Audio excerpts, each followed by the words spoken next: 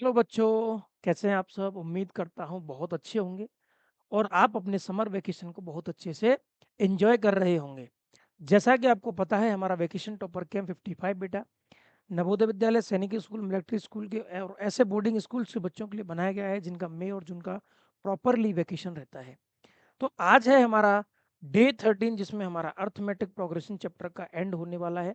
तो चलिए बेटा स्टार्ट करते हैं। स्वागत है आपका हमारे यूट्यूब चैनल शिक्षारंभ क्लासेस पर, जिस पर हम बेटा नवोदय का नाम ऊंचा करने के लिए मेहनत कर रहे हैं। ठीक है बेटा, आज आपका टॉपिक क्या रहने वाला है आपको मैं ऑलरेडी बता चुका था। एक ही टॉपिक इस चैप्टर के अंदर बचा हुआ था, अर्थमेटिक मीन।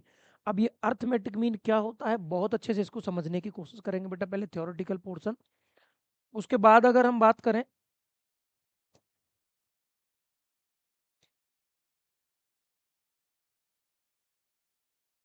चलिए अर्थमेटिक मीन होता क्या है बेटा। तो देखिए, पहले इसको रीड करते हैं तब हमें समझ में आएगा। Take two numbers A and B, हमारे पास दो नंबर हैं ए और B. Then we can insert a number A, capital A से डिनोट किया जा रहा है, याद रखना। हमारे पास दो नंबर थे ए एंड बी, तो मैंने दोनों नंबर लिख दिए बेटा यहाँ पर, ए एंड बी। और इनके बीच में एक नंबर इंसर्ट किया जा रहा है, कैपिटल ए। कैपिटल ए, इसके बीच में एक नंबर इंसर्ट किया गया है between them, so that A comma capital A comma B is an AP. अभी ये बेटा आपका बन गया एक एपी। क्या बन गया ये? एपी बन गया। Such number A is called the arithmetic mean A dot M, मतलब अर्थमेटिक मीन हो गया of the numbers A and B. तो जो बेटा ये हमारे पास ए एंड बी जो नंबर है, ध्यान से देखिए जरा, अगर इनका एम पूछा जाता है अर्थमेटिक मीन, तो बेटा वो कैपिटल ए होता है, ये डिनोट करके दिखाया गया है। यानी कि अर्थमेटिक मीन को हम कैपिटल ए से डिनोट करते हैं। ये बात क्लियर हो गई आपको? फिर आगे देखिए क्या बोला है, इफ देयर आर थ्री और more than three terms in an AP. अगर बेटा थ्री हो जाए या थ्री से ज्यादा टर्म्स अगर हमारे पास हो जाए, मोर देन थ्री और थ्री हो जाए, ठीक है, मोर देन थ्री या फिर थ्री हो जाते हैं, तो उस केस में क्या होगा सर? उस केस में कैसे निकालेंगे हम लोग अर्थमेटिक मीन? क्योंकि अभी दो थे तो दो के बीच में तो सर डायरेक्टली हम निकाल सकते हैं। चलिए, अच्छा निकाल कैसे सकते हैं जरा वो भी मैं आपको बताऊं क्या? ऐसे निकाल सकते हैं सर, अर्थमेटिक मीन को इन दोनों नंबर्स का जो है वो एवरेज जो आएगा वो बीच में आएगा। ठीक है सर, आगे बात करते हैं। Then the number lying between first and the last term.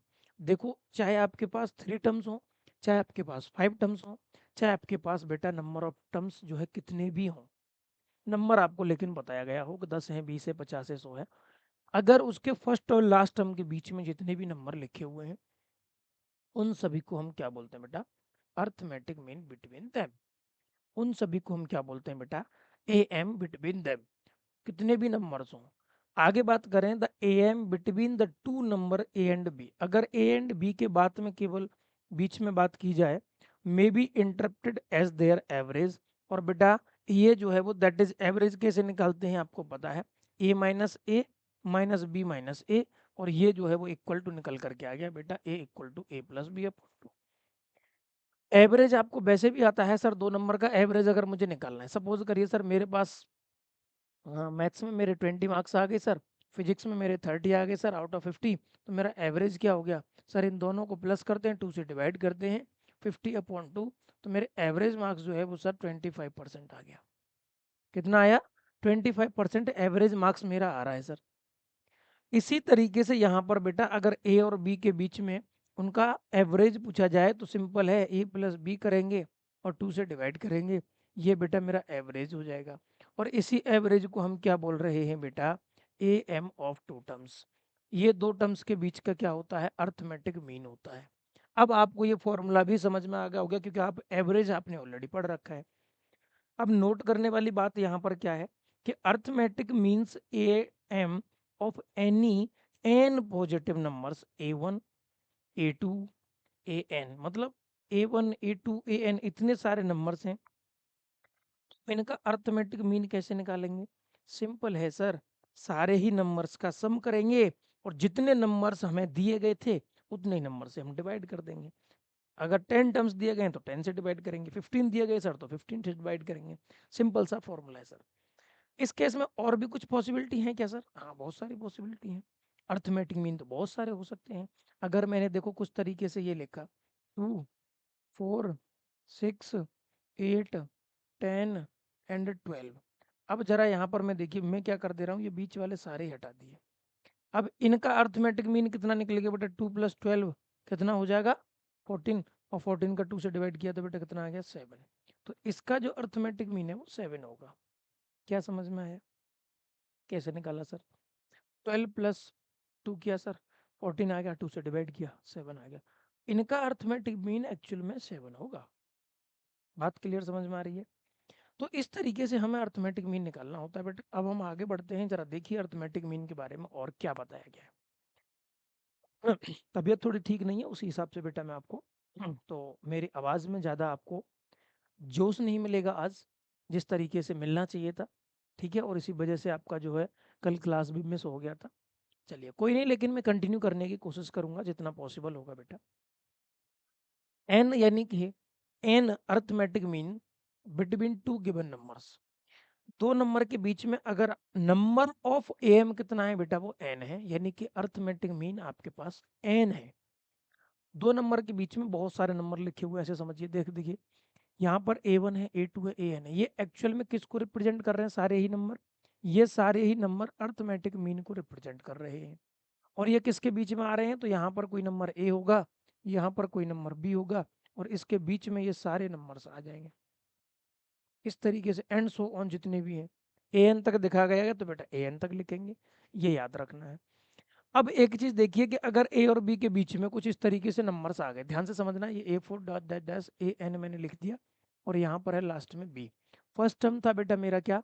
First term था मेरा A, और लास्ट टर्म मेरा क्या है बेटा? B। इसके बीच में कितने नंबर ऑफ टर्म्स लिखे हुए हैं बेटा? तो वो n टर्म्स लिखे हुए हैं। कितने लिखे हुए हैं? m's लिखे हुए हैं। तो इस AP के अंदर टोटल टर्म्स कितने हो जाएंगे बेटा? टोटल टर्म्स कितने हो जाएंगे जरा ध्यान से देखिए। अगर बीच में लिखे हुए हैं n, तो A और B को मिला के दो टर्म्स और हो जाएंगे, तो टोटल टर्म्स हो जाएंगे बेटा n+2। क्या समझ में आया sir? Total number of terms इस AP के अंदर हो गया कितना? n+2। उसके बाद क्या होगा सर? देखिए A1 A2 A3 AN and B will be an AP, or the series consist of n+2 terms and contain A as a first term and B as the last term। वही मैंने आपको बताया कि ये तो है आपका फर्स्ट टर्म, ये तो है आपका फर्स्ट टर्म है, और ये है आपका लास्ट टर्म। और लास्ट टर्म की डेफिनेशन भी आपको मैंने पहले क्या बताया था बेटा? लास्ट टर्म की डेफिनेशन मैंने क्या बताया था? an इक्वल टू भी हमारा लास्ट टर्म होता है। आगे मैं अगर बात करूं तो देखिए यहाँ से मैंने वही लिख के दिखाया है। an का डेफिनेशन क्या था? आपको बहुत अच्छे से आता है। इसमें ये बोला गया है कि नंबर ऑफ टर्म्स तो हमारे पास n+2 हो गए किसी एपी में, और जो लास्ट वाला टर्म होता है, इसको ध्यान से जरा देखने की कोशिश करिए। मैं क्या यहाँ से एक नया फॉर्मूला निकालना चाह रहा हूँ। लास्ट टर्म को मैंने बोला था an, और an का फॉर्मूला होता है a+n-1 × d। ध्यान से समझिएगा, ये n और उस n में क्या डिफरेंस है जो यहाँ पर लिखा हुआ है। ये n बता रहा है एक्चुअल में b का प्लेस। अब यहाँ पर b का प्लेस कितना होगा? तो n+2 होगा, क्योंकि नंबर ऑफ टर्म्स तो बेटा टोटल n+2 होगा, क्योंकि n तो इसके बीच में ही दे रखे हैं, ये अर्थमेटिक मीन्स। उस केस में क्या किया गया है कि n का वैल्यू n+2 हो जाएगा। ध्यान से समझिएगा, इसके बीच में जो दिया है वो n है, ये n+1 और n+2, यानी दो टर्म्स और ऐड हो गए, तो टोटल नंबर ऑफ टर्म्स हो गए n+2। इट मीन्स अगर इस फॉर्मूले में देखा जाए b, तो ये nth पोजीशन पर नहीं है, बट n+2 भी पोजीशन पर है। तो an+2 का फॉर्मूला क्या हो जाएगा बेटा? an+2 - 1 × d। इसको अगर मैं सॉल्व करता हूँ तो बेटा आंसर आएगा a+n+1 × d। ये मेरा फॉर्मूला आएगा an+2 का। और an+2 की अगर ध्यान से देखें तो मैंने किसको बोला है? b को बोला है। इसका मतलब b जो है आपका a+n+1/d की फॉर्मेट में आ गया बेटा। अब यहाँ से एक चीज समझिए कि जो b का वैल्यू है आपका, वो किस फॉर्म में आ रहा है? a+n+1 × d की फॉर्म में आ रहा है। सर मुझे क्या करना है? इस a को इधर ट्रांसफर करना है, तो b - a हो जाएगा। सर ये n+1 भी यहाँ पर आ जाएगा डिवाइड में, इक्वल टू सर d का वैल्यू आ गया। ये सर d क्या होता है? तो बेटा d है आपका कॉमन डिफरेंस। डी क्या है बेटा आपका, ये है बेटा आपका कॉमन डिफरेंस, डी है बेटा आपका कॉमन डिफरेंस। बहुत ध्यान से समझिएगा, डी है आपका कॉमन डिफरेंस। मैं आपको पहले ही बता चुका हूं कि बहुत सीरियस होकर आप पढ़ना, मेरी आज आवाज में जोश नहीं रहेगा, लेकिन पढ़ाने का जज्बा वही रहेगा, पढ़ाने का तरीका वही रहेगा, और हर चीज को क्लियर उसी तरीके से करूंगा जैसे आप तक अभी तक किया था।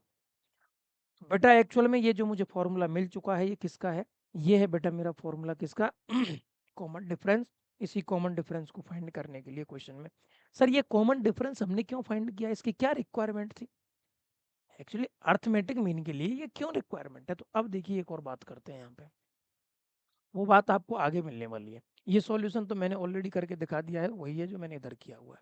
आगे अगर मैं बात करूं, आगे अगर मैं बात करूं यहाँ पे ध्यान से देखो इसमें क्या बोला गया है। इसमें बोला गया है कि here A1 is the second term of the given sequence. ध्यान से देखिए कि अगर मैंने सीक्वेंस को ए से लिखा था, A1 A2 A3 A4 और इसी तरीके से डैश डैश डैश, और लास्ट में AN होगा, और यहाँ पर लास्ट वाला टर्म जो है वो बी होगा। कुछ इस तरीके से मेरा एपी बना हुआ था बेटा। इसके बीच में नंबर ऑफ अर्थमेटिक मीन कितने होते हैं, दो टर्म्स के बीच में, वो भी इनफाइनाइट होते हैं, याद रखना। अगर मैं बात करूं बेटा, ये A1 है और ये वाला भी A1 है, तो ये जो वन रिप्रेजेंट कर रहा है बेटा, एक्चुअल में एपी का सेकंड टर्म है। क्या आया समझ में, एपी का फर्स्ट टर्म ये होगा, तो ये एपी का सेकंड टर्म हो गया। कितना अच्छे से समझ में आ रहा है, बताइए एक ही बार में आया कि नहीं आया। एपी का तो फर्स्ट टर्म ये है ना, सफिक्स में क्या लिखा है उसको भूल जाइए थोड़ी देर के लिए।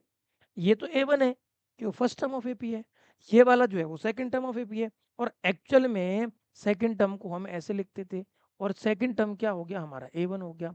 और सेकंड टर्म की डेफिनेशन हमने अभी तक क्या पढ़ी थी बेटा, तो A+D पढ़ा था। हाँ सर ये तो समझ में आ रहा है, यही तो पढ़ा था सर आपने पिछले वाले लेक्चर्स में, पिछले जितने भी लेक्चर्स कराए सर उसने यही तो आप बता रहे थे कि A+D सेकंड लेक्चर होता है, A+3D थर्ड लेक्चर होता है, A+D सेकंड होता है, A+3D A+4D, A+2D कितना हो जाएगा बेटा, थर्ड टर्म हो जाएगा, A+3D कितना हो जाएगा, फोर्थ टर्म हो जाएगा। यही तो पढ़ाया था सर पहले, वही यहाँ पर किया है। अगर मैं A2 का वैल्यू निकालना चाहूँ तो सर यहाँ पे क्या आएगा, A+2D आएगा। कैसे, क्योंकि सर ये थर्ड पोजीशन पर आ रहा है, थर्ड हो गया, ये फोर्थ पर आ रहा है तो सर ये फोर्थ हो जाएगा। यानी A3 का वैल्यू, लेकिन A4 का फॉर्मूला होता है A+3D, यही होता है कि नहीं होता है बताओ, A3 का फॉर्मूला यही हो जाएगा। सर इसमें एक कॉमन चीज नजर आ रही है, सर क्या है कॉमन, कि जो यहाँ पर ए के सफिक्स में लिख करके आ रहा है ना वैल्यू, जो यहाँ पर सफिक्स में लिख करके आ रहा है वही वैल्यू डी के सामने आ रहा है। यहाँ पर 2 आ रहा है तो यहाँ डी के सामने 2 आ रहा है। यहाँ 3 आ रहा है सर सफिक्स में, तो डी के सामने 3 आ रहा है। सर यहाँ 1 था सफिक्स में, यहाँ भी सर 1 है। और क्या कॉमन है, सर एक और लिख लेते हैं। अगर मैं A4 निकालना चाहता हूँ तो A+4D आएगा। क्या आएगा बेटा, A+4D आ जाएगा। तो A+4D आ गया। सर इसमें भी अभी मुझे वही चीज़ दिख रही है कि यहाँ पर जो मैंने सफिक्स में लिखा हुआ है, क्या सर, जो यहाँ सफिक्स में लिखा हुआ है वही नंबर यहाँ पर आ रहा है। तो क्या सर मैं इसी को ऐसे आगे आगे लिखता जाऊँ और लास्ट में AN लिख दूँ, क्या लिख दूँ सर, AN लिख दूँ, तो क्या सर ये फॉर्मूला A+ND हो जाएगा कि नहीं हो जाएगा। क्या समझ में आ रहा है, सर ये समझ में आ रहा है कि अगर हमें अर्थमेटिक मीन किस पोजीशन का फाइंड करना है, अगर उसने बोला कि 20th पोजीशन का AM क्या होगा, तो सिंपल है AN का वैल्यू 20 पुट कर दो, A+20D हो जाएगा। आया है ना समझ में।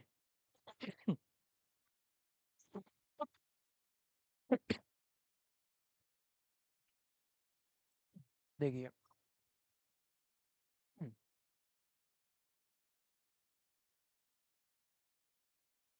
ये देखिए फॉर्मूला क्या लिखा है, AN=A+N+1 - 1 D, और यानी कि ये फॉर्मूला निकल करके आ गया A+ND, जो मैंने आपको निकाल के बताया।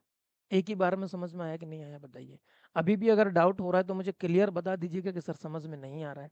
नहीं आएगा तो मैं आपको फिर से इसको रिपीट करा दूंगा। तो ये चीज थी बेटा आपके अर्थमेटिक मीन के बारे में।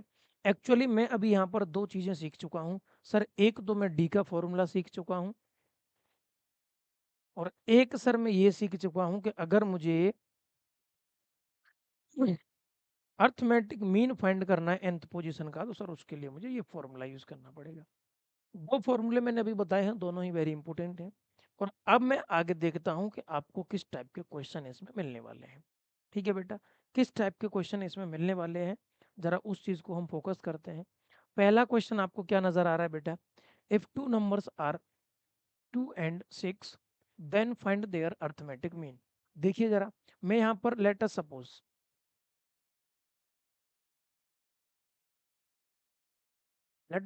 ए इक्वल टू यहाँ पर आपको 2 दिया है एंड बी इक्वल टू यहाँ पर 6 दिया है। Arithmetic mean of an AP in which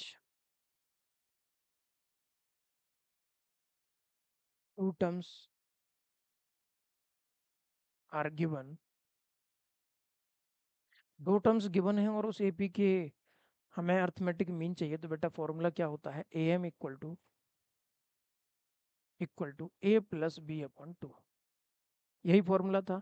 अब इस फॉर्मूले को यूज करके जरा देखिए हम कैसे आंसर निकालेंगे। ए का वैल्यू कितना है बेटा 2, बी का वैल्यू कितना है बेटा 6, डिवाइड बाई 2, कितना आंसर आ जाएगा सर 8/2, यानी कि कैंसिल करने पर आंसर आ गया सर 4। ऑप्शन में 4 है क्या, option number B is your correct answer. यहाँ तक कोई दिक्कत है तो बताइए। अब मैं आगे बढ़ जाता हूँ, और आगे बढ़ने के बाद जो क्वेश्चन मुझे मिला है बेटा, ये बहुत अच्छा क्वेश्चन है।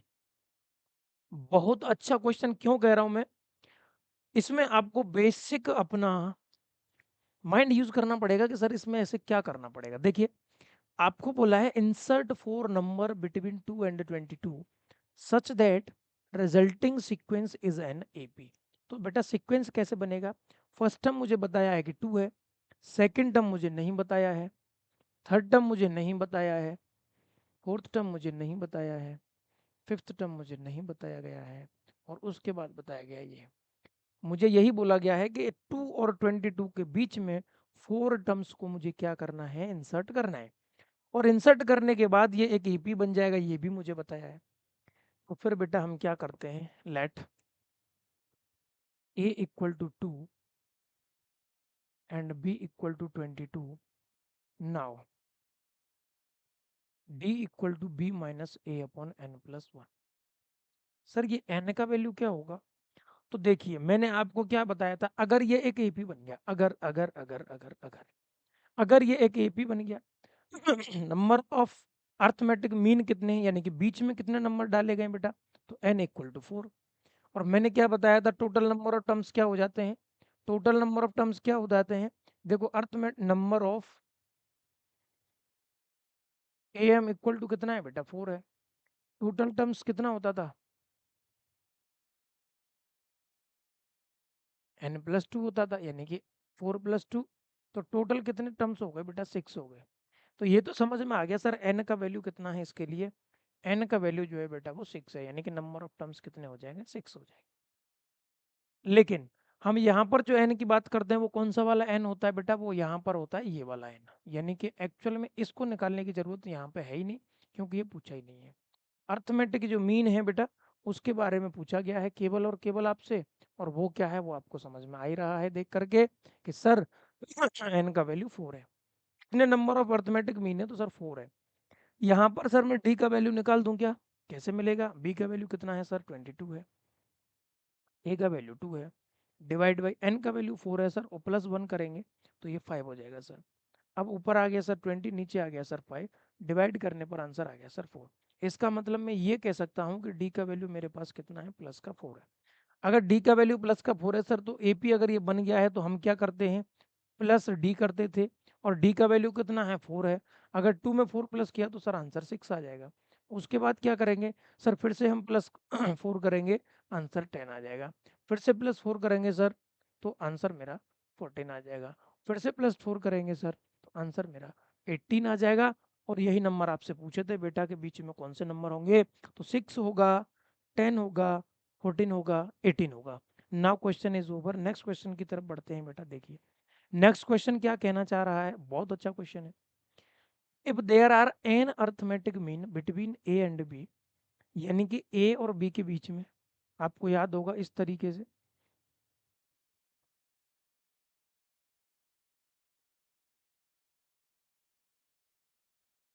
इस तरीके से आपको याद होगा बेटा, मैंने अभी बताया था आपको what is their common difference.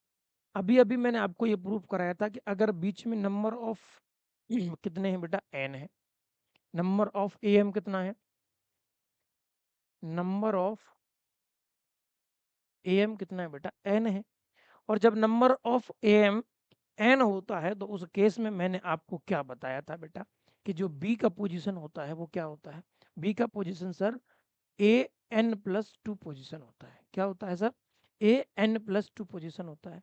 Sir a n plus two का फॉर्मूला क्या ओपन होगा, तो first term plus n plus two minus one into d होगा सर। उसके बाद बी का वैल्यू क्या सर, ए प्लस, इसको सॉल्व किया तो n plus one into d आ गया सर। मुझे पूछा क्या गया है कॉमन डिफरेंस के बारे में, तो ये डी का वैल्यू निकालना है, तो B minus A upon N plus one, और ये आ गया बेटा मेरा डी का वैल्यू। अगर आप देख पा रहे होंगे मैंने डी का वैल्यू आपको प्रूफ करके दिखा दिया है, डी का वैल्यू आपको प्रूफ करके दिखा दिया है। Option number B is your correct answer. बताइए इस तरीके के क्वेश्चन में आपको किसी भी तरीके की कोई तकलीफ है, कोई तकलीफ मेरे अकॉर्डिंग तो नहीं होनी चाहिए। अगर मैं आगे बढ़ जाऊं बेटा, इफ एट, बहुत अच्छा क्वेश्चन है, if 18 A B and minus three, देखो जरा 18 लिखा हुआ है, फिर आपका ए लिखा हुआ है, फिर आपका बेटा बी लिखा हुआ है, और उसके बाद माइनस थ्री लिखा है, आर इन अर्थमेटिक सीक्वेंस, यानी कि बेटा ये एक एपी है, अर्थमेटिक सीक्वेंस है, यानी अर्थमेटिक प्रोग्रेशन है। Find the value of A and B. अगर ये एपी है, इफ गिवन सीक्वेंस, क्या करना है, given sequence is an AP, it is implies that a minus 18 equal to minus three minus B होगा। क्या समझ में आ रहा है बेटा, इसका मीनिंग क्या है, इसका मीनिंग सर ये है कि कॉमन डिफरेंस तो बराबर होता है, इन दोनों का डिफरेंस, इन दोनों का डिफरेंस। सर हम ऐसे भी कर सकते हैं, या फिर दूसरा तरीका क्या है, सर मुझे पता है फर्स्ट टर्म, क्या पता है सर, फर्स्ट टर्म मुझे पता है, और वो क्या है, a इक्वल टू है सर 18, और सर मुझे लास्ट टर्म पता है b equal to minus three. और क्या चाहिए सर मुझे इसमें, और मुझे एक चीज और चाहिए, फर्स्ट और लास्ट टर्म तो मिल गया, सर मुझे यहाँ पर नंबर ऑफ टर्म्स और पता करना है। अगर ये एपी है, इसके बीच में नंबर ऑफ टर्म्स कितने हैं सर, ओनली टू है, ओनली टू है एपी में, यानी कि अर्थमेटिक मीन हमारे टू होंगे। तो बेटा यहाँ से डी का फॉर्मूला मैंने अभी अभी आपको बताया, B minus A upon N plus one. क्या बताया था आपको, मैंने बताया था,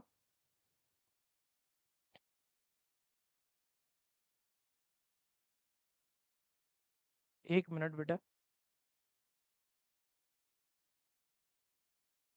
बेटा चलिए, बी माइनस ए एन प्लस वन, ये यहाँ पर आपका आंसर इसका आ गया, ऑप्शन नंबर आपका, हाँ अच्छा, डी का वैल्यू अभी हमने, ये फॉर्मूला आ गया, ठीक है। अब डी का वैल्यू का फॉर्मूला मुझे पता है सर, बी का वैल्यू कितना है, सर बी का वैल्यू माइनस थ्री है, माइनस 18 हो जाएगा sir, N plus one, N का वैल्यू टू है सर, प्लस वन करेंगे तो थ्री हो जाएगा, तो सर माइनस 21 अपॉन थ्री करेंगे तो माइनस का सेवन आ जाएगा। माइनस सेवन आने के बाद मतलब सर डी का वैल्यू आ गया माइनस सेवन। अब सर इस डी के वैल्यू से माइनस सेवन से हम क्या करेंगे, तो सर ये जो डी का वैल्यू माइनस सेवन आया, इसके बेस पर अगर मैं 18 के साथ प्लस करता हूँ माइनस सेवन, तो बेटा आंसर आएगा 11। इसका मतलब ए का वैल्यू आ गया सर 11, ए का वैल्यू आ गया सर 11। बी का वैल्यू कैसे आएगा, तो सर 11 के साथ माइनस सेवन को प्लस करेंगे, आंसर आ जाएगा मेरा 4, और यही वैल्यू होगा सर बी का, ऑप्शन नंबर 11 4, यानी कि सी आपका करेक्ट आंसर हो जाएगा। आगे बढ़ जाएं बेटा, आगे बढ़ जाएं बेटा, और क्वेश्चन को चेक करते हैं कैसा क्वेश्चन है। Find the arithmetic mean of 98 A square B and 62 A B. बेटा अर्थमेटिक मीन कैसे निकालते हैं जरा पता है क्या आपको, अर्थमेटिक मीन निकालते हैं सर, अगर टू टर्म्स दिए हुए हैं, दोनों को प्लस करना है, टू से डिवाइड करना है। कोई डाउट है इसमें, सर कोई डाउट नहीं है, तो फिर हम क्या करें इसमें, फिर बेटा ये करना है कि 98 ए स्क्वायर बी प्लस 62 ए बी और डिवाइडेड बाई टू। सर अब क्या कर सकते हैं, सर अब एक काम और कर सकते हैं कि यहाँ ऊपर से मुझे टू कॉमन मिल रहा है, टू जैसे ही मैंने कॉमन निकाला तो सर मेरे पास ये बचेगा, और यहाँ पर सर मेरे पास ये बच जाएगा। ये 2 निकालने से फायदा क्या हुआ सर? फायदा ये हुआ कि ये 2 और ये 2 खत्म हो गया। एक्चुअल में मेरा जो ए एम निकल करके आ गया अर्थमेटिक मीन वो 49a² प्लस 31ab ये निकल करके आ गया बेटा। अब बताइए कोई दिक्कत है आपको? किसी तरीके की कोई दिक्कत है क्या? ये है आपका सॉल्यूशन। अब मैं आगे वाले क्वेश्चन की बात करता हूँ, यानी कि सम इम्पोर्टेंट रिजल्ट। बेटा ये जो रिजल्ट्स हैं आपके लिए वेरी वेरी वेरी इंपॉर्टेंट मैं बोल सकता हूँ, क्योंकि ये आने वाले समय में 11th में आपको मिलने वाला है। मैथमेटिकल इंडक्शन एक चैप्टर का नेम है बेटा, उसमें इनको प्रूफ किया जाता है। ये फॉर्मूले प्रूफ कैसे होंगे? अभी ये मैंने फॉर्मूले लिख के दिखाना है, अभी मैंने एक भी फॉर्मूला लिखा नहीं। देखो सम, सिग्मा का मतलब होता है बेटा सम, सिग्मा का मतलब होता है सम। अब कितने का सम होता है तो सिग्मा रिप्रेजेंट करता है जितने भी नंबर आपको दिए उन सबका सम करना है। अगर सिग्मा 1 लिखा है तो बेटा इसका आंसर भी 1 ही आएगा, इसमें तो कोई दिक्कत नहीं। तो ये तो कोई फॉर्मूला बना नहीं। सर अगर सिग्मा एन लिखा है तो ये फॉर्मूले से ये देखो ये वाला आप निकाल सकते हो, ये आपके सिलेबस के अंडर में है। कैसे? सर एन का मतलब है आपका नेचुरल नंबर, ध्यान से समझिएगा। अब ये नेचुरल नंबर होते क्या है सर, एक बार वो बताइए जरा हमें।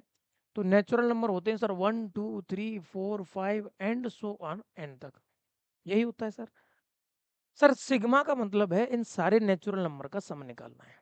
क्या ये एक एपी बनेगा कि नहीं? देखिए जरा, 1 के बाद 2 आ रहा है प्लस 1 किया गया, 2 के बाद 3 आ रहा है प्लस 1 किया गया, 3 के बाद 4 आ रहा है प्लस 1 किया गया, 5 आ रहा है प्लस 1 किया गया, एंड सो ऑन एन तक प्लस करते जाएंगे और ये एपी बन गया। एपी कैसे बना है? तो बेटा इसमें ए का वैल्यू तो है बेटा 1, कितना ध्यान से समझिए, ए का वैल्यू तो है बेटा 1, डी का वैल्यू है बेटा 1 और एन का वैल्यू हमें नहीं पता है। nth का वैल्यू हमें पता भी नहीं है, वो ए एन की फॉर्म में आ जाएगा। और अगर मुझे बेटा सम निकालना है इनका, तो समेशन का फॉर्मूला क्या था?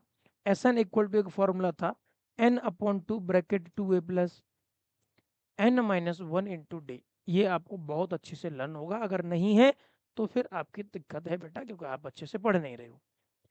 अब इसको फॉर्मूले को अगर मैं इससे कंपेयर करना चाहूं तो बेटा n नंबर ऑफ टर्म्स है मेरे पास, तो ये तो n अपॉन 2 ही रहने वाला है। a का वैल्यू 1 है बेटा, तो ये 2 हो जाएगा। n माइनस 1 तो यही रहेगा, लेकिन d का वैल्यू बेटा 1 हो जाएगा। सॉल्व करने पर पता चला sir S N equal to N upon 2 आ गया, ब्रैकेट में 2 प्लस एन माइनस 1 आ गया। फाइनली अगर मैं इसको और शॉर्ट लिस्ट करूंगा सर तो ये n अपॉन 2 आएगा और ये ब्रैकेट में n प्लस 1 बचेगा। फाइनली यहाँ से सर एक फॉर्मूला बन गया S N equal to N bracket n plus 1 upon 2। Finally sir मेरे पास एक फॉर्मूला बन गया S N of natural number. तो इसका जो फॉर्मूला आएगा बेटा n bracket n plus 1 upon 2, ये फॉर्मूला बन गया। अब सर आपको ये वाला फॉर्मूला क्या कहना चाह रहा है? अब देखो ये क्या कहना चाह रहा है, ये कहना चाह रहा है sir sum of square of natural number, यानी 1 square plus 2 square plus 3 square plus 4 square plus dash dash dash dash N square. कुछ इस तरीके से सर ये क्वेश्चन है। तो सर इसको हम रिप्रेजेंट कैसे करते हैं? सिग्मा एन का स्क्वायर, इसका मतलब सारे नेचुरल नंबर के स्क्वायर का सम निकालना है। बट अगर मैं सर इसे ओपन करता हूँ, जैसे 1 का स्क्वायर 1 होता है, प्लस 2 का स्क्वायर 4 होता है, प्लस 3 का स्क्वायर 9 होता है, प्लस इसका 14 होता है, प्लस 25 एंड सो ऑन, और सर लास्ट में एन का स्क्वायर तो मुझे पता नहीं। सर इसमें क्या एपी बन रहा है? सर यहाँ पे तो +3 हुआ है, यहाँ पे +5 हुआ है, यहाँ पर +7 हुआ है, यहाँ पर +9 हुआ है। सर एपी तो नहीं बन रहा है, 3 5 7 9 प्लस हो रहा है। सर एपी कैसे बन जाएगा बताइए? एपी नहीं बन रहा है तो बेटा फिर इसमें हमारा समेशन का फॉर्मूला अप्लाई नहीं होता है। सर फिर क्या होता है? सर बेटा ये एक चैप्टर है हमारा 11th में जिसका नाम है मैथमेटिकल इंडेक्शन, और उसमें ये प्रूफ किया जाता है कि ये इनका सम जो है वो क्या हुआ। अब मैं बता देता हूँ डायरेक्ट ये क्या होगा। एक्चुअल में ये होता है बेटा n ब्रैकेट में n प्लस 1, सेकेंड ब्रैकेट में आएगा बेटा 2n प्लस 1 और डिवाइड में आता है बेटा 6। यही फॉर्मूला आपको बेटा यूज करना है इसके लिए, इसके लिए बेटा ये फॉर्मूला यूज करना है। अभी बताइए दोनों फॉर्मूले आपको समझ में आ गए? प्रूफ आप करने की बात करेंगे तो एक अलग वीडियो में बता दूंगा, हालांकि आपके सिलेबस का पार्ट नहीं है, ना ही आपको इसकी रिक्वायरमेंट है, क्योंकि ये क्लास 11th का टॉपिक है मैथमेटिकल इंडक्शन, जो IIT JEE में इसके क्वेश्चन पूछे जाते हैं। ठीक है बेटा। नेक्स्ट है बेटा sum of cube of natural number, यानी 1 का क्यूब। +2 का क्यूब +3 का क्यूब। तो आप समझ गए होंगे देख करके ही कि सर ये भी हमारे सिलेबस का पार्ट नहीं है, बट अगर डायरेक्ट फॉर्मूला मिलेगा तो हम बता सकते हैं वो क्या है। वो फॉर्मूला है sir n bracket n+1 upon 2, और सर इसका इस तरीके से करना है होल स्क्वायर, इस तरीके से करना है सर होल स्क्वायर। ये मेथड आपका इजीली प्रूफ हो गया, इसलिए आपके ही सिलेबस का पार्ट था वो मैंने बता दिया। ये दोनों आपके सिलेबस से प्रूफ नहीं हो सकते हैं क्योंकि एपी फॉर्मेशन नहीं हो रहा है, और एपी फॉर्मेशन नहीं हो रहा है तो आप समझ पा रहे होंगे मैं क्या कह रहा हूँ, उसे अच्छी तरीके से समझ पा रहे होंगे बेटा, ये 11th क्लास में जाके प्रूफ होगा, अभी प्रूफ ये नहीं हो सकता है।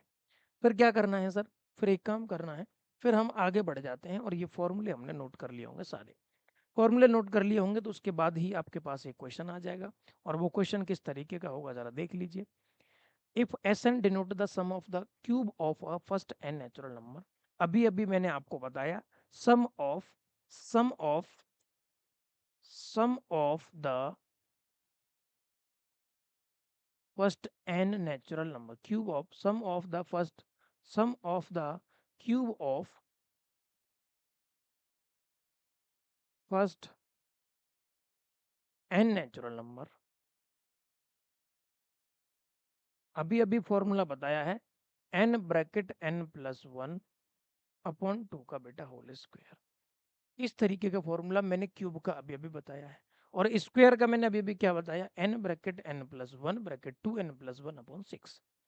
बेटा इसमें 2 आ रहा है नीचे, ये नहीं होगा, इसमें 6 आ रहा है बेटा, नहीं होगा, इसमें 6 आ रहा है, नहीं, ऑप्शन हो जाएगा नन ऑफ दीज, क्योंकि sum of cube of a natural number, बेटा फॉर्मूला ये होता है जो मैंने बताया, और इनमें से एक भी फॉर्मूला ऐसा नहीं दिख रहा है, इसका मतलब ये आपका ऑप्शन के अंदर नहीं है।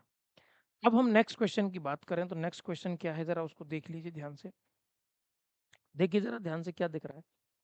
Find the sum of the series two n term whose general term is n square minus n+1। Very good, very very important, very very important question बेटा। अब क्यों इंपॉर्टेंट है ध्यान से समझिए, एक्चुअल में इसमें an का फॉर्मूला यूज करके Sn फाइंड करते हैं। देखिए इसमें होता क्या है, यानी कि आपको ए एन गिवन है, इसको बोलते थे हम general term of an AP, और ए एन का फॉर्मूला गिवन है n स्क्वायर माइनस n+1। ये आपको गिवन है, क्या है बेटा, ये आपको गिवन है general term. Sir general term से हमें मिलेगा क्या, हमें तो एस एन चाहिए, और एस एन कैसे निकालते हैं सर, तो बेटा पहले आपको क्या करना पड़ेगा, एस एन का फॉर्मूला देखना पड़ेगा।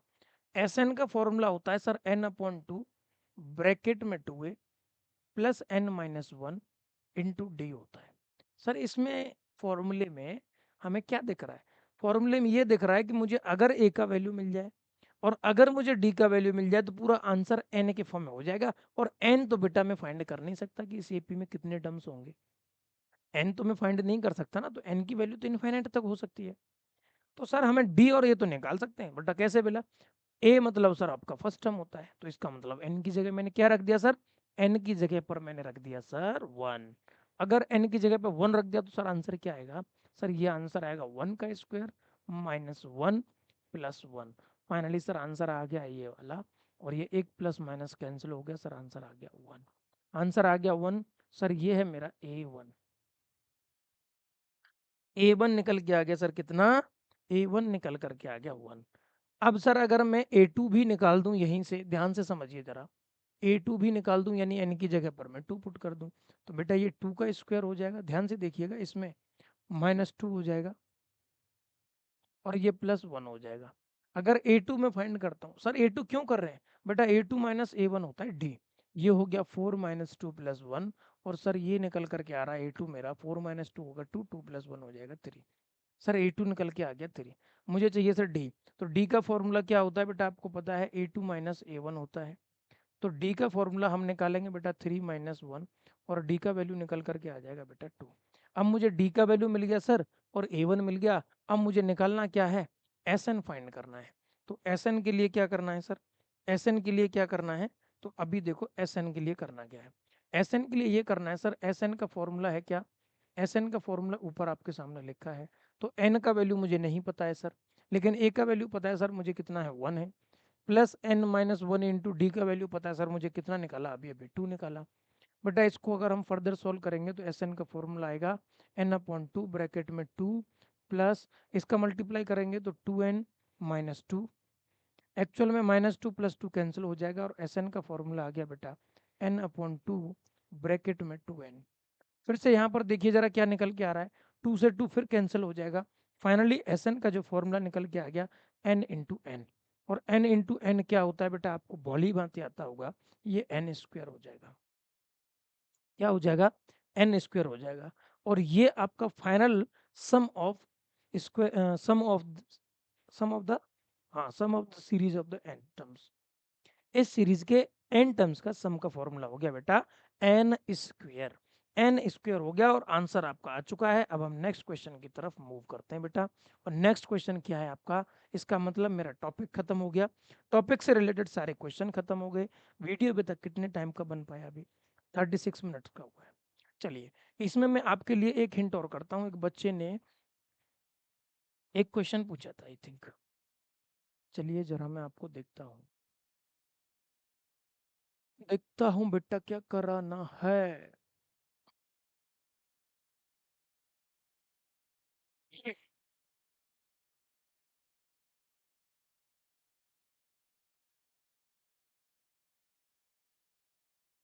चलिए ये तो ऑलमोस्ट हो ही गया है।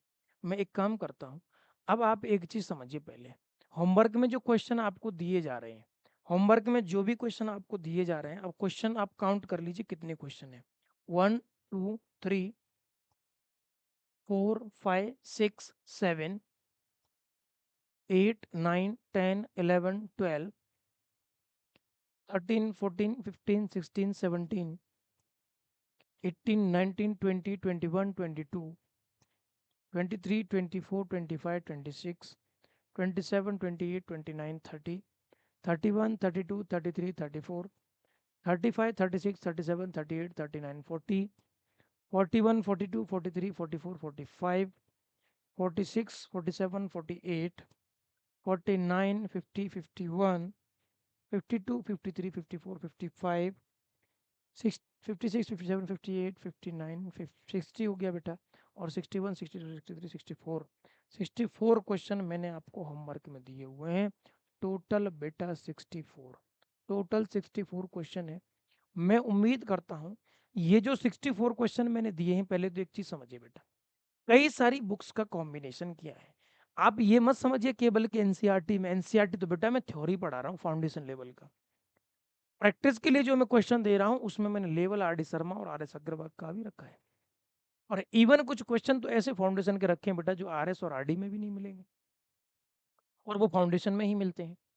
तो आपको क्या करना है, ये जो होमवर्क वाले क्वेश्चन है मैं अभी इसको क्या करूंगा, अभी अभी बेटा ये व्हाट्सएप ग्रुप में और टेलीग्राम चैनल पे इसको मैं फॉरवर्ड करवा देता हूँ। वहां पर आपको ये मिलेगा पूरा होमवर्क। और आज ही बैठ करके होमवर्क करिए बेटा, शाम तक आप कर पाएंगे ये मैं उम्मीद करता हूँ। ठीक है, तो ज्यादा देर ना करते हुए आप ये सारी पीडीएफ में अभी अभी ग्रुप में आपको फॉरवर्ड कर रहा हूँ। ये लेक्चर पूरा देखिए और फिर इस पीडीएफ में जितने होमवर्क में क्वेश्चन दिए हैं।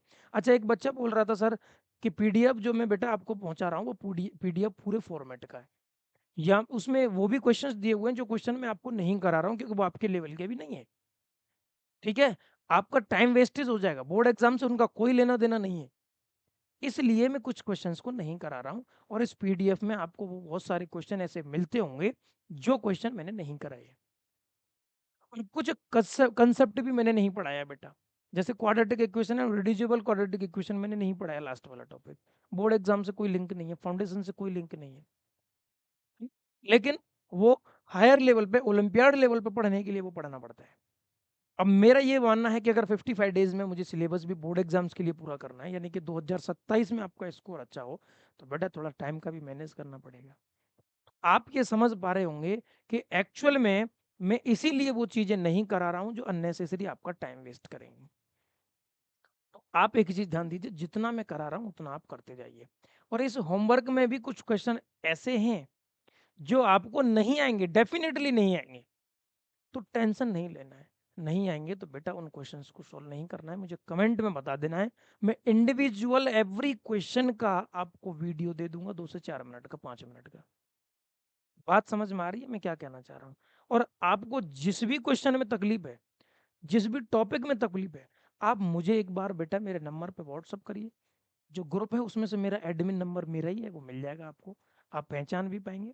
ठीक है, मेरी भतीजी का छोटा सा फोटो लगा हुआ है, उस पर मैसेज करिए और उस मैसेज पर जाने के बाद मुझे तुरंत बताइए कि सर ये क्वेश्चंस मुझे नहीं आ रहे हैं। बात समझ में आ रही है मैं क्या कहना चाह रहा हूँ? मैं बेटा कोशिश करूंगा कि इंडिविजुअल जो टॉपिक है उसको लेकर के एक वीडियो बनाऊं। इंडिविजुअल क्वेश्चन जो नहीं आ रहा उस क्वेश्चन के लिए मैं 2-4 मिनट का वीडियो बनाऊं। मुझे पर कोई तकलीफ नहीं है, मैं बनाऊंगा अगर टाइम मिलेगा तो मुझे। हालांकि मैं टाइम आपके लिए बहुत निकालने की कोशिश कर रहा हूँ, और तबीयत ठीक ना होने के बाद भी लेक्चर में रिकॉर्ड कर रहा हूँ। और इसमें आपका आज आपका अर्थमेटिक प्रोग्रेशन चैप्टर बेटा खत्म हो गया। और चैप्टर खत्म हो गया है तो मैं उम्मीद करता हूं कि आप यहां तक अपने आप को बहुत कॉन्फिडेंस में फील कर रहे हो, क्योंकि मैंने उस लेवल से कराया है। मैं मेहनत कर रहा हूं तो आप भी मेहनत करिए। ठीक है बेटा, तो चलिए मैं आज इस चैप्टर का यहाँ पर एंड कर दिया है, और अब मैं बहुत ही एनर्जी के साथ आपके नेक्स्ट चैप्टर जो कि ट्रायंगल है, और बोर्ड एग्जाम में इसका वेटेज सबसे ज्यादा है, इसके प्रूफ वाले क्वेश्चन आते हैं, उस चैप्टर को स्टार्ट करूंगा और फुल एनर्जी के साथ मैं वापस आऊंगा आपके साथ कल। लेकिन आपको भी उस एनर्जी के साथ रहना पड़ेगा जिस एनर्जी से मैं आपके लिए मेहनत कर रहा हूँ। बट अगर मैं जॉब के साथ साथ मैं और भी अपने बहुत सारे कामों के साथ साथ अगर आपको इतना टाइम दे पा रहा हूँ, तो क्या आप केवल अपनी पढ़ाई के लिए टाइम नहीं दे सकते? आपका गोल तो केवल पढ़ाई है, आपसे घर वाले भी कुछ नहीं कहते, आपको केवल पढ़ने के लिए बोला गया है, तो आप क्यों नहीं सुन रहे हो उनकी बातें? आप क्यों घर पे बैठ के नहीं पढ़ रहे हो? अभी नीट एग्जाम का देखो कितना बुरा हाल हुआ है, आगे चल के बच्चों के फ्यूचर भी बर्बाद हो रहे हैं। तो आप सीरियस हो जाइए, आप अपना फ्यूचर बर्बाद नहीं करना चाहते हैं तो आपको ही सीरियस होना पड़ेगा, और आपको उस लेवल पर सोचना पड़ेगा कि कुछ बड़ा काम कर सके। ठीक है बेटा, और उतना बड़ा काम करिए कि घर वालों को एक साथ गर्व से बोलना पड़े कि हमारे बेटे ने ये करके दिखाया। कभी आपके घर वालों का सर नीचा नहीं होना चाहिए। इस उम्मीद के साथ आपको जीना है, और इस उम्मीद के साथ आपको अपने 10th क्लास में एग्जाम में मार्क्स लेकर के आने हैं। बोर्ड एग्जाम में बेटा, बोर्ड एग्जाम में अगर आप अपनी स्कोर 90 से नीचे लेकर के आ रहे हो तो मेरा मानना है कि आप नवोदय विद्यालय में पढ़ना आपका बेकार है, आप एक सीट बर्बाद करने जा रहे हो वहां पे। तो बेटा मैं आपको सलाह देता हूं, आप उस तरीके से मेहनत करिए। प्रैक्टिस मेक परफेक्ट, आप जितना प्रैक्टिस करेंगे उतना आपकी कॉन्फिडेंस बढ़ेगा, उतना आपका स्ट्रांगनेस बढ़ेगा, उतना आपका नॉलेज का लेवल बढ़ेगा। आप बेटा जितना ज्यादा नंबर ऑफ बुक्स पकड़ेंगे उतना आपका लॉस होगा। बुक्स ज्यादा नहीं उठाना है, आपको क्या पकड़ना है, एक पर्टिकुलर बुक को पहले फिनिश करिए, एक चीज से पहले सिलेबस को खत्म करिए। जैसे मैं अगर ये कंप्लीट कराने की कोशिश कर रहा हूँ तो बेटा 55 डेज पहले ये पूरा करके जाइए, उसके बाद फिर हम मिलेंगे आपके नेक्स्ट सेशन में। चलिए तो यहीं पर मैं एंड करता हूं बेटा वीडियो का, और आज हमारा ये अर्थमेटिक प्रोग्रेशन चैप्टर का बेटा हो चुका है एंड, और एंड हो चुका है तो मैं उम्मीद करता हूं यहां तक आप बहुत अच्छा फील कर रहे होंगे। ठीक है, फिर मिलेंगे आपके नेक्स्ट लेक्चर में। अगर आपको क्या चाहिए बेटा, इसके नोट्स चाहिए और पीडीएफ चाहिए, इसके पूरा होमवर्क तो अभी मैं आपको ग्रुप में डाल दे रहा हूँ, वहाँ पर जाकर के मेरा टेलीग्राम चैनल ज्वाइन करिए, मेरा व्हाट्सअप ग्रुप ज्वाइन करिए, व्हाट्सअप चैनल का लिंक भी दे दूंगा मैं, व्हाट्सअप चैनल भी ज्वाइन करिए। सारी अपडेट्स मिलती रहेंगी, और आने वाले समय में मैं नवोदय वाले बच्चों को तो नहीं छोड़ने वाला, नवोदय सैनिक मिलिट्री इन सब के लिए तो मैं ये चीज़ें बोर्ड एग्जाम्स के लिए, अभी आपका बेटा एक विंटर वैकेशन भी होता है, उस टाइम के लिए भी मैं आपको कुछ चीज़ें प्रोवाइड करूंगा, और उस टाइम पे तो वो चीज़ें प्रोवाइड करूंगा जो आपके लिए बहुत ज़्यादा हेल्पफुल होने वाली है। चलिए मिलते हैं नेक्स्ट लेक्चर में। जय हिंद, जय नवोदय, बाय बाय।